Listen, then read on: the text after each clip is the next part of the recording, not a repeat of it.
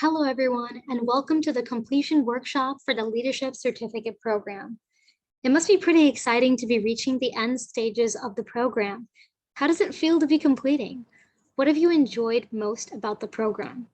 How do you see your experience benefiting you in the future? These are some great questions to keep in mind when thinking about those first drafts for the ePortfolio. But first, let's talk about why are we here? We're here to get you to the completion ceremony where you will receive your leadership certificate. That can only be done once you submit your ePortfolio. But you may be asking, what exactly is an ePortfolio? An electronic portfolio, also known as ePortfolio, is a purposeful collection of work, evidence, and artifacts that showcases learning and achievement over time. This collection may include essays, papers, projects, blog posts, or multimedia like graphics, pictures, videos, music, audio recordings, etc., and is displayed in an electronic format online. Essentially, it's a personal website. For the purposes of this program, the ePortfolio will reflect on and showcase your leadership journey. But let's now talk about some of the key components of your ePortfolio. Your ePortfolio will have 5 basic elements at the very least: a personal introduction, your PDP, evidence, cumulative reflection, and your resume. Make sure to stick around to the end of the workshop as we will go into more detail as to exactly what each of these requirements should have included. There's also a checklist at the bottom that you can click on to follow through and make sure you've hit all the points that you need to for your ePortfolio. But now let's begin the tour of what the ePortfolio will look like and explain each element in a little bit more detail. Let's start with the About Me section. The personal introduction is the first required element for the ePortfolio. It must include the following information: name, hometown, major, minor, if applicable, career interests, and any other information that you deem is necessary. You must also answer the question, why did you enroll in the Leadership Certificate Program? You are welcome to add any other information or reflections as you see fit. Just make sure that you don't make your personal introduction too long. Usually over 300 words is too long. You may also consider highlighting some additional creative elements that you would want to consider incorporating for various beneficial reasons. For example, a photo gallery could be used to highlight your career development, campus or community involvement, social participation, personal interests and hobbies, and etc. You may also wish to promote whatever organizations in which you were involved in through your portfolio. In this example, the images contain links that lead to homepages for each of the organizations. Further down the page is an example of some ways participants could include some personal touches through favorite poems, books, movies, or other artifacts and items that relate to their leadership journey. But now let's move on to the My Coach tab. This is an optional page that you may consider incorporating, especially if you have a meaningful relationship with your leadership coach. Ultimately, it's a really nice way to express gratitude for their time and efforts. Now let's move on to the My PDP tab.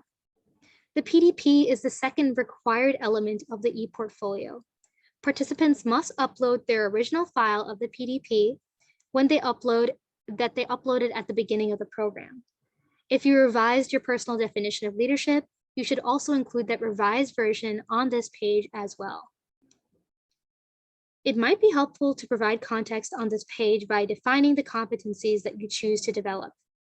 The ILC descriptions are available on our website, and you can choose to define them for yourself as well. Now let's move to My Coursework. This is where you can begin providing evidence for the experiential requirements of the program. And this is the third required element of the ePortfolio. All participants must take AGED or LEAD 260.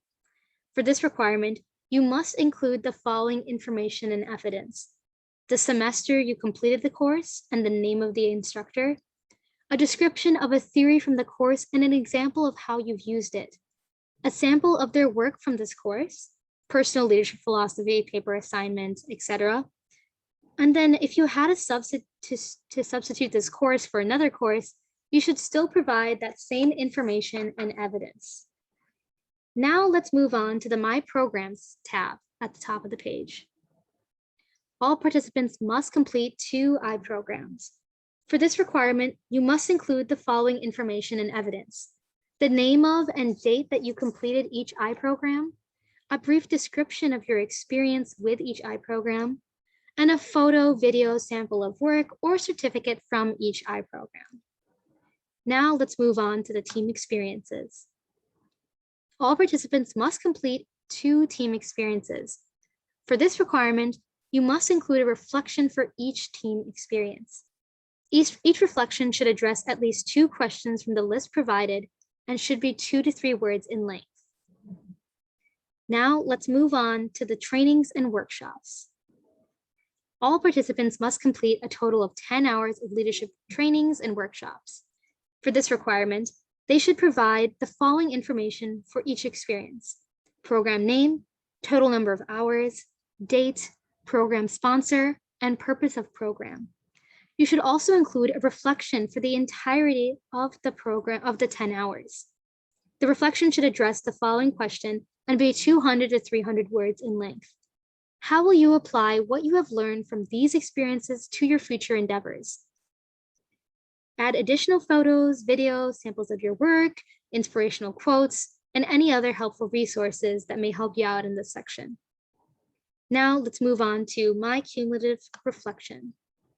Participants must need to provide 4 reflections on each competency that you choose to develop. The reflection should explain how your experiences in the program contributed to your growth in each competency. Make sure to take ILI again before beginning this reflection to make sure that everything is up to date. Each reflection should be 100 words in length and include leadership course, iPrograms, team experiences, and trainings and workshops. You must also include cohort meetings and activities, coach meetings, ILI results, any other meetings with ILC staff, etc. You could also include experiences beyond the program requirements, like a book that you read, a conversation you had with someone, and a behavior that you practiced. Strong responses address each competency thoroughly. Provide concrete examples of how you've gone through that area and grown, and focus on what you've learned and less on what you did. You will also need to provide a reflection of the entirety of your experience. This reflection should address the 4 questions and should be 400 to 500 words in length. Describe your experience overall. What went well? How did you overcome any challenges? And what surprised you? How have you grown as a leader through this program? Reflect on your definition of leadership. How was it impacted through this experience? Has it changed? If so, why? Pick an item, a book, poem, photo, etc., that represents your leadership certificate experience and tell us why. Utilize your leadership coach, a peer, or the writer's workshop for review prior to submission. Now, let's move on to My Resume. Participants must submit an updated version of their resume that reflects their participation in the program in some way. Make sure to have it reviewed by the Career Center before uploading it to your ePortfolio. Now let's move on to the ePortfolio examples. The links listed are the ePortfolios of winners of the Outstanding Portfolio Award from the Fall 2020 and Spring 2021 semesters. I encourage you to look for creative ideas when creating your own ePortfolios by looking at these websites as well.